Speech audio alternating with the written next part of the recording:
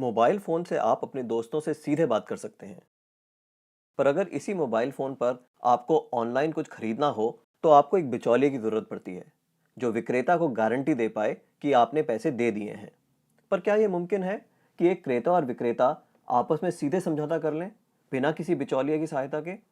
Blockchain नामक एक नई टेक्नोलॉजी ऐसा मुमकिन कर रही है। ब्लॉकचेन को आप एक वितरित डेटाबेस यानी डिस्ट्रीब्यूटेड डेटाबेस मान सकते हैं, जो कि एक दो कंप्यूटरों पर नहीं, हजारों लाखों कंप्यूटरों पर प्रतिलिपित है।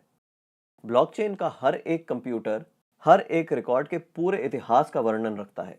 यह डेटाबेस एन्क्रिप्टेड है, यानी हर एक रिकॉर्ड गोपनीय तरीके से दर्ज किया गया है। ब्लॉकचेन फॉल्ट टॉलरेंट भी है, यानी अगर इस सिस्टम में कुछ कंप्यूटर खराब भी हो जाते हैं, तब भी यह सिस्टम ठीक तरह से काम करता रहता है।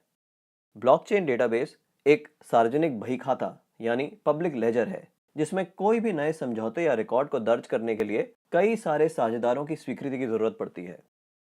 इसको हैक करना बहुत मुश्किल है, क्योंकि ऐसा करने के लिए हैकर को एक ही क्षण हजारों कंप्यूटरों को एक साथ हैक करना पड़ेगा।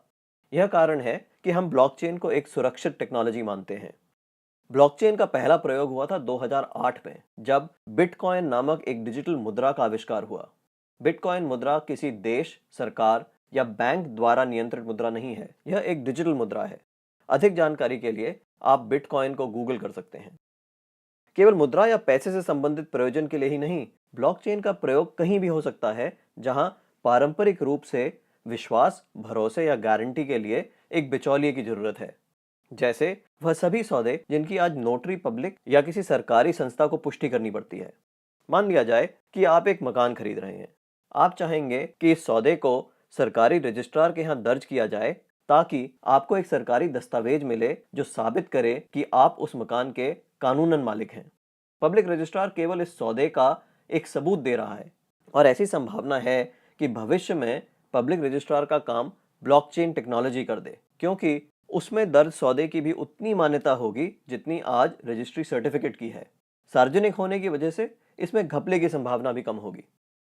ब्लॉकचेन टेक्नोलॉजी के उपयोग के कई और संभावित उदाहरण हैं। जैसे किसी सरकारी योजना के अंतर्गत यदि एक गरीब आदमी को कुछ वेतन मिलना हो, तो ब्लॉकचेन टेक्नोलॉजी से उसको वह रकम सीधे उसके मोबाइल फोन पर दी जा सकती है। या अगर किसी प्राकृतिक आपदा से ग्रस्त लोगों को नुकसान भरपाई करनी हो, तो उनकी सहायता राशि सीधे उनके मोबाइल फोन पर दी जा सकती है।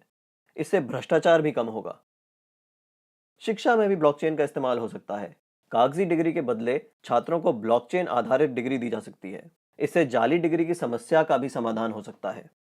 ब्लॉकचेन उन टेक्नोलॉजी में एक है जो 21वीं सदी की अर्थव्यवस्था में बहुत बड़ा परिवर्तन लाने की क्षमता रखती हैं। आपको ब्लॉकचेन टेक्नोलॉजी में क्या नया हो रहा है, इस पर नजर जरूर रखनी चाहिए।